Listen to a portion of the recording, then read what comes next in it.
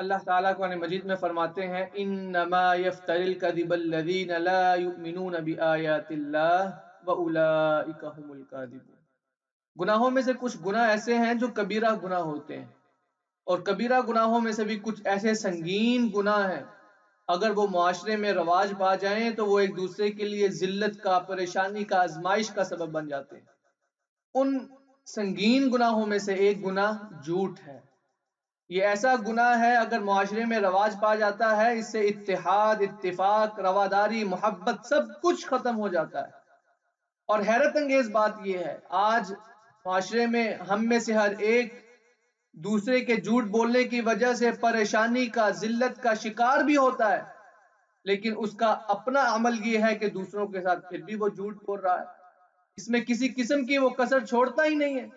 اور اس سے بھی پریشانی والی بات یہ ہے کہ ہم ایک دوسرے کے ساتھ جھوٹ بول کر پھر دوسرے کو بڑے فخر کے ساتھ بتاتے ہیں کہ میں نے اس کو بے وقوف بنایا، اور یہ اپنے لیے باعث افتخار سمجھتے ہیں کہ ہم نے اس کو جھوٹ بول کر، بے وقوف بنا کر اس کو پریشانی میں ڈال دیا ہے، اس کو آزمائش میں، تکلیف میں ڈال دیا ہے، اور اس پر ہم خوش ہوتے ہیں۔ اللہ تبارک و تعالیٰ نے یہ جو آیت مبارکہ قرآن مجید میں نازل فرمائی ہے، بڑی سنگین قسم کی ہے، اس کے بارے میں ہمیں خیال کرنا چاہیے۔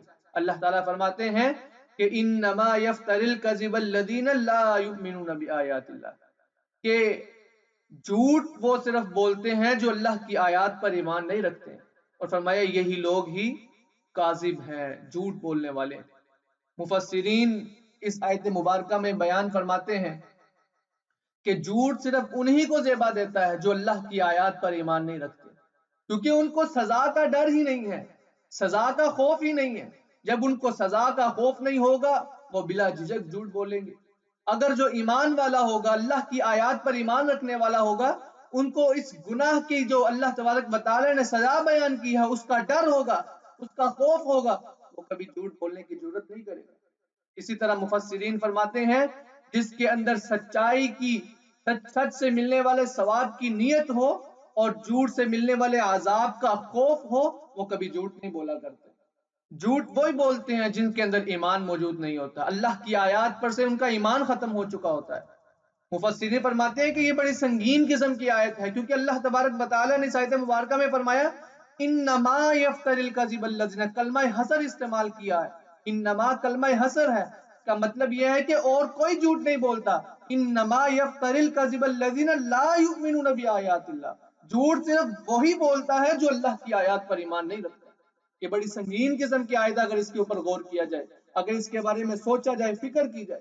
لیکن آج ہمارے معاشرے میں جھوٹ ایک رواج ہے، جھوٹ ایک عقل مندی ہے، جھوٹ ایک خوشی کا باعث بنتا ہے اس کے لیے جو دوسرے کو بے وقوف بنا لیتا ہے، اپنے لیے اس کو بیان کرنا باعث افتخار سمجھتا ہے۔ لیکن اللہ تبارک و تعالیٰ نے اتنے سنگین اس کے بارے میں عذاب بیان فرمایا، ہمیں اس کی فکر ہی نہیں۔ نبی کائنات صلی اللہ علیہ وسلم فرماتے ہیں کہ آیت المنافق ثلاث، منافق کی جو نشانیاں ہیں وہ تین ہیں، اس میں سے ایک فرمایا اذا حدث کذب، جب وہ بات کرتا ہے جھوٹ بولتا ہے۔ اسی طرح فرمایا واذا اؤتمن خان، اور جب اس کے پاس امانت رکھوائی جائے تو اس کے اندر خیانت کرتا ہے۔ اور واذا وعد اخلف، اور جب وہ کسی کے ساتھ وعدہ کرتا ہے تو خلاف ورزی کرتا ہے۔ امام مسلم رضی رحمۃ اللہ علیہ فرماتے ہیں، ان کی روایت میں ہے، امام مسلم کی کتاب میں ہے کہ وَإِن صَامَ وَصَلَّى، چاہے وہ جتنے مرضی روزے رکھے، جتنی مرضی نمازیں پڑھے، وَزَعَمَ أَنَّهُ مُسْلِم، چاہے وہ اپنے آپ کو مسلمان ہی خیال کیوں نہ کرتا ہو، اس کے اندر نفاق بڑھ چکا ہے۔ اور مولا علی قاری رحمۃ اللہ علیہ اس کے بارے میں فرماتے ہیں سب سے بدترین جو خصلت ہے نفاق کی، وہ جھوٹ بولنا۔ اور اسی طرح امام غزالی رحمۃ اللہ علیہ فرماتے ہیں اللہ تبارک و تعالیٰ نے یہاں پہ تین صفات جو بیان فرمائی ہیں خصلت منافق کی، وہ تین ہیں، اور اسی طرح تین خصلتیں بیان فرمائی ہیں، اور فرمایا کہ جو ایمان کی جو اساس ہیں وہ بھی تین چیزیں ہیں، قول، فعل، اور اسی طرح فرمایا نیت۔ قول ہونا چاہیے، عمل ہونا چاہیے، اور تصدیق بالقلب ہونا چاہیے، پھر ایمان مکمل ہوتا ہے۔ اور فرمایا نفاق میں بھی یہ تینوں چیزیں بیان فرمائی، جس کے اندر یہ چیزوں کی خرابی آ گئی اس کے اندر نفاق آ گیا۔ فرمایا جب وہ جھوٹ بولتا ہے اپنے قول کی خرابی کی نشاندہی کر دیتا ہے، اور اسی طرح فرمایا کہ جب وہ عمل میں خرابی کرتا ہے، جب وہ کسی کے ساتھ خیانت کرتا ہے تو وہ عمل اس کا خراب ہو جاتا ہے، وہ نفاق کی طرف چلا جاتا ہے۔ اور اسی طرح فرمایا جب تصدیق بالقلب ختم ہوتا ہے، نیت کی خرابی آتی ہے، تو وہ اگلے کی امانت کے اندر خیانت کرنا شروع کر دیتا ہے. تو یہ چیزیں فرمایا کہ منافق کی ایسی نشانیاں ہیں جس کے اندر ایمان کی اساس ختم ہو جاتی ہے. جب جس کے اندر یہ نشانیاں، یہ خصلتیں پیدا ہو جاتی ہیں. نبی کائنات صلی اللہ علیہ وسلم نے بڑی سخت قسم کا عذاب، بڑی سخت قسم کی وعید ایسے شخص کے بارے میں بیان فرمایا. نبی صلی اللہ علیہ وسلم فرماتے ہیں میں ایک دن سویا ہوا تھا، میرے پاس دو آدمی آئے، مجھے لے گئے اور ارض مقدسہ کی مجھے سیر کروائی، اسی طرح عالم بالا پر لے گئے، وہاں کی سیر کروائی. میں وہاں پہ میں دیکھا دو آدمی، ایک کھڑا ہوا ہے اور ایک بیٹھا ہوا ہے. جو کھڑا ہوا ہے اس کے ہاتھ میں ایک لوہے کا آنکس ہے، وہ بیٹھے ہوئے کے جبڑے کے اندر گھساتا ہے اور گدی تک لے جاتا ہے، اس کو چیر دیتا ہے پکڑ کے. اور فرمایا پھر اسی طرح وہ دوسرے گدی میں جبڑے میں ڈالتا ہے اور گدی تک لے جاتا ہے، اور جب وہ دوسرے کو چیرتا ہے اتنی دیر میں پہلا اس کا صحیح ہو گیا ہوتا ہے. فرمایا کہ یہ اس پر عمل جاری رہتا ہے، اور فرمایا کہ یہ عمل قیامت تک اس پر جاری رہے گا. اور فرمایا قیامت والے دن اس سے بھی سخت ترین عذاب اس شخص کے لیے ہوگا. وہ کون ہوگا؟ فرمایا وہ جھوٹ بولنے والا ہوگا، کذب بیانی کرنے والا ہوگا، لوگوں کے ساتھ غلط بات کرنے والا ہوگا، لوگوں کو غلط بات بتا کر خوش ہونے والا، لوگوں کو دھوکے میں رکھنے والا. نبی کائنات صلی اللہ علیہ وسلم نے اور اللہ تبارک و تعالیٰ نے اس سے اندازہ لگائے کسی ایک مسلمان کی جو جان ہے اور اسی طرح ایک مسلمان کی کتنی عزت اللہ تعالیٰ نے رکھی ہے. انسانیت کا اظہار اللہ تبارک و تعالیٰ نے آپس میں مسلمانوں کو کرنے کا حکم دیا کہ انسانیت ہے یہ کہ تم کسی دوسرے کو غلط بات کہہ کے تکلیف میں نہ ڈالو، کسی کو غلط بات کہہ کے دھوکے میں نہ ڈالو. اس سے بڑی انسانیت کیا ہو سکتی ہے؟ یہ اسلام ہی ہے جو انسانوں کو، لوگوں کو انسانیت کا درس دیتا ہے، ایک دوسرے کے ساتھ محبت، شفقت، رواداری کا درس دیتا ہے. میں کہتا ہوں اگر اسلام نہ ہو، اگر یہ دین کے بنیادی اصولوں کو ختم کر دے تو انسانیت کا نام بھی ختم ہو جاتا ہے. ایک دوسرے کے ساتھ اچھا سلوک کرنا، ایک دوسرے کے ساتھ امانت داری سے پیش آنا، کسی کے ساتھ کوئی برائی نہ کرنا، یہ کس کی تعلیم ہے؟ اسلام کی تعلیم ہے. اور اللہ تبارک و تعالیٰ نے اس پر سزا جزا رکھی ہے.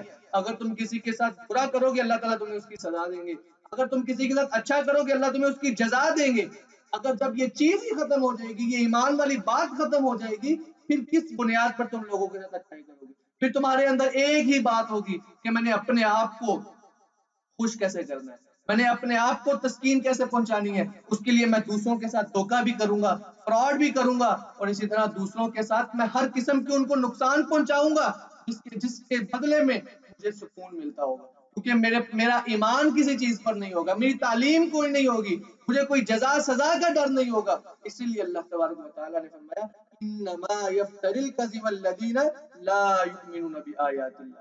جھوٹ صرف وہی بولتا ہے جو اللہ کی آیات پر ایمان نہیں رکھتا. اللہ تعالی ہمیں اس کی فکر کرنے کی توفیق عطا فرمائے، ہمیں اللہ پکا سچا مسلمان بنائے. کسی کے ساتھ جھوٹ، کسی کے ساتھ فراڈ، کسی کے ساتھ دو نمبری کرنے سے اللہ تعالی ہمیں باز رکھے، کیونکہ یہ ایسے معاملات ہیں کہ انسان کو جتنی مرضی نیکیاں کر لے قیامت والے دن ان کا حساب دینا پڑے گا. ان کی برائیاں اپنے پاس ڈالنی پڑیں گی یا اپنی نیکیاں اس کو دینا پڑیں گی. دنیا میں کی ہوئی ساری محنتیں رائگاں ہو جائیں گی اگر تمہارے اندر انسانیت نہیں ہوگی، اگر تمہارے اندر حقوق العباد کا خیال نہیں ہوگا. تم دوسروں کو نقصان پہنچاؤ گے، فراڈ کرو گے، دو نمبری کرو گے، دنیا میں کی ہوئی ساری نیکیاں آخرت والے دن ان کے کھاتے میں چلی جائیں گی اور تمہارے کھاتے میں ان کی برائیاں آ جائیں گی اور تمہارے ہاتھ میں کچھ نہیں رہے گا. اللہ تعالی ہمیں اس کی فکر کرنے کی توفیق عطا فرمائے. وآخر دعوانا ان الحمد للہ رب العالمین.